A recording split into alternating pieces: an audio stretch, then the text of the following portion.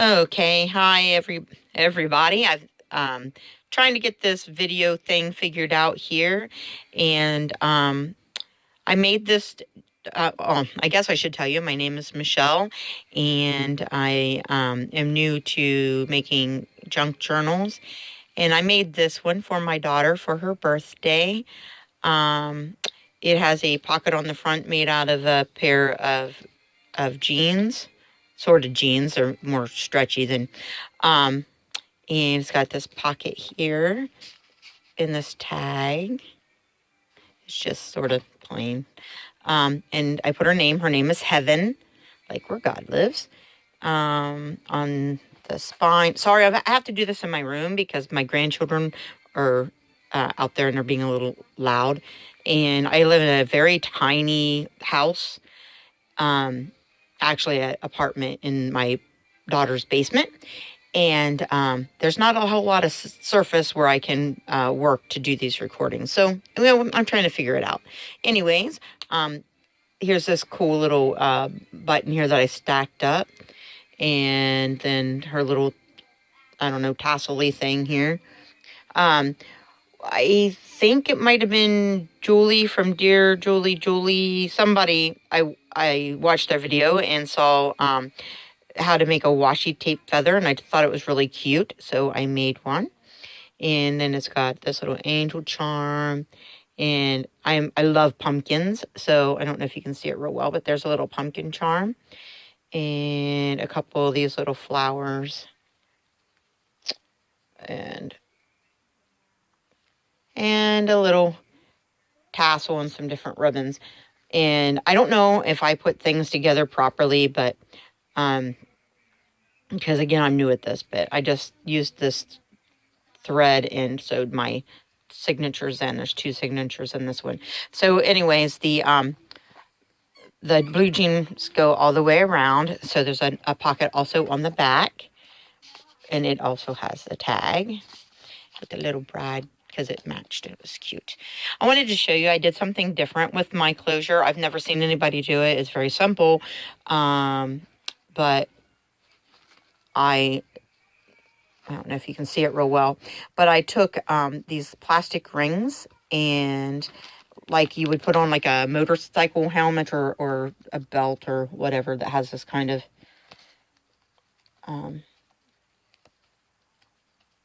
closure.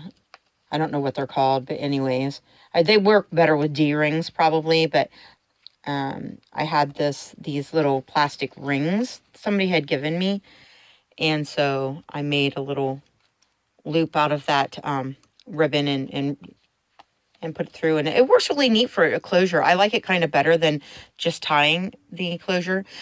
This is one of those little, I don't know, glass bubble things like you can put, make a necklace or whatever that I bought online, and I just glued it on top of a button. It just turned out really cute. It's got little birds on it. And then there's just some sequins on there just for, I don't know, added interest. Sorry, I'm going slow. I've never made a video, so I'm trying to, I'm just trying to figure it out. And this fabric here is from the Dollar Tree. It started out as a table runner, and I was able to get 4 journals out of 1 table runner. Now, this is the smallest journal. The other ones are a bit taller. But I was able to get 4 out of it for $1. That's really neat. My Mod Podge sort of showed through, but I don't know. I think it's still neat. It shows some interest. I don't know why. Maybe you guys have some ideas on why that happened. So, I had Mod Podged over this, and I also Mod Podged over this little, I don't know what you would call it. But anyways, the 2 pages of Mod Podge stuck together were wanting to stick. So I had to put this in between to keep them from sticking together. This was meant to be the first page, and I wrote this poem. I don't know if you're able to, if I can get it to focus in. If you wanted to read it, I don't know. You could probably pause it and read it if you wanted to. But anyways, I had Mod Podged over it to protect it, and then, like I said, they stuck together. And so I had to add this. So it's no longer the first page, but it was supposed to be. And then my daughter, this is for my daughter, as I said, and her middle daughter had a pair of shorts. They got a hole in it, and I took the shorts and I cut one of the front pockets off, and I made, there's this little envelope here,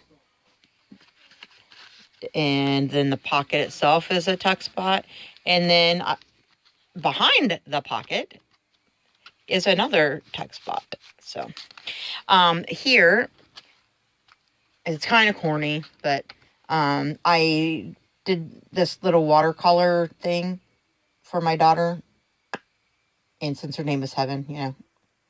So anyway, and again, that's corny. Another watercolor did. Oops. Trying to keep my fingers out of your way and keep this sort of. But anyways, I'm not an artist by any means, but I am what I call a doodler. And so, you know, that's one of my doodles. I do have like the art impression stamps, but most of the time I just doodle my own thing and watercolor it with the Marvy La Plume markers.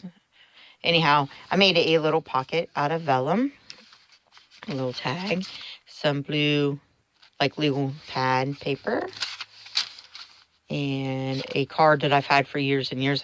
I have a few of these little note cards, and so I put them in there. But I put these little wooden teddy bear buttons on the other side. Some tea stain paper, my first attempt. I had a lot of help from my grandchildren, and boy, when I said wrinkle it up, they wrinkled it up. And then I saw that other people iron them, but I had already put this together, so maybe that would have been better. This is very old paper from the 1980s from a pad I had, so it's nice and like got that vintagey, yellowy color to it. So I used it. And this is an envelope pocket with a tag, and it's got a little acorn thing for the tab to pull it up, and just some orange paper with one of those round paper clips because I think they're cool. Some more of the like legal pad in yellow. Another note card I've had for a long time that I just thought was pretty, and put one of these weird kind of, I don't know what you call them, S-shaped or whatever paper clips on it. Purple legal paper. Another envelope with a paper flower with a button with some string tied through it, and of course a tag. I like lots of pockets and lots of tags, and I use a lot of scrapbook paper.